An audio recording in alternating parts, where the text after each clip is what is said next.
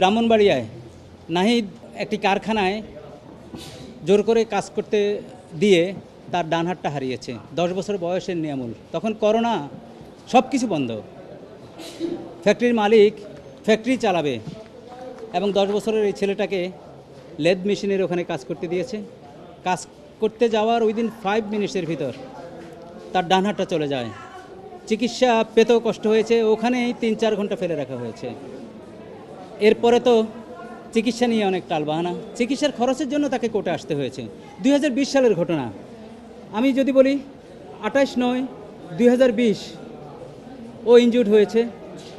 27/12/2020 এখানে রুল হয়েছে। হাইকোর্টের জাজমেন্ট পেতেও অনেক কাঠখড়। 2020-এর মামলা 31/1/2024 সালে হাইকোর্টে জাজমেন্ট হয়েছে।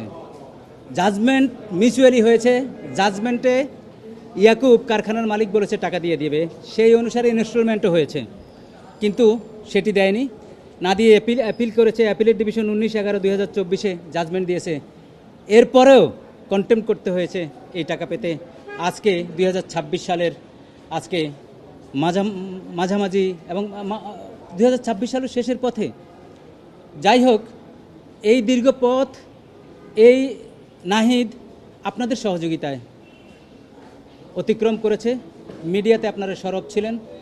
এই অমানবিক কাজ, এই অমানবিক ক্ষতির জন্য আমাদের সাংবাদিক, আইনজীবী এবং যারা যারা সম্পৃক্ত ছিল প্রত্যেকের কর্নার থেকে আপনারা কাজ করেছেন, সহানুভূতি দেখিয়েছেন এবং আইনের শাসন প্রতিষ্ঠার জন্য আপনারা লড়াই করেছেন। আমি একজনের কথা বলি, আমাদের মাসুদুর রহমান আমাকে এখানেই আমার হাতে তুলে দিয়েছে যে ওদের কেসটা আপনি করে দেন অ্যাপিলের ডিভিশনে। তা আমি ধন্যবাদ জানাই সবাইকে, সাথে এই কোর্টে যারা হাইকোর্টে রায় দিয়েছেন, মাননীয় বিচারপতিদ্বয়কে, অ্যাপিলের ডিভিশনকে। কারণ বাংলাদেশে এই ধরনের ঘটনায় ক্ষতিপূরণ পাওয়া খুবই রেয়ার।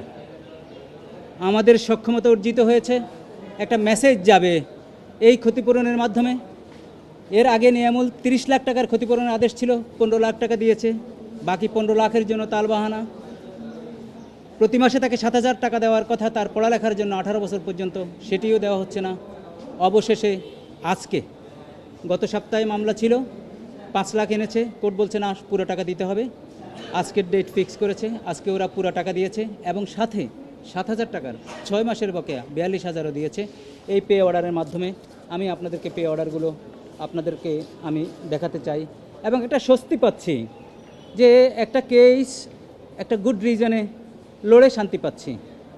চেষ্টা করেছি নিয়ামুলের পক্ষে কথা বলতে, আর এই জাজমেন্টটা মাইল ফলক হয়ে থাকবে।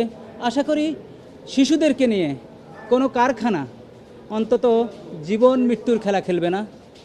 আশা করি আমাদের শিশুরা স্কুল যাবে, কলেজে যাবে, যেই সময় পাঠদানের কথা সেই সময় তারা অন্য কাজে ব্যস্ত হবে না। আশা করি আমাদের পথে ঘাটে আর কোনো শিশু ঘুমাবে না। এই আশাটা আমরা করতেই পারি। আর এই জাজমেন্টের মাধ্যমে যেটি প্রতিষ্ঠিত হয়েছে, ভবিষ্যতেও অন্যরা যারা ক্ষতিগ্রস্ত হবে তারাও এমনিভাবে ক্ষতিপূরণ পাবে, তাদের অ্যাটলিস্ট বেদনায় কিছুটা কমতি হবে।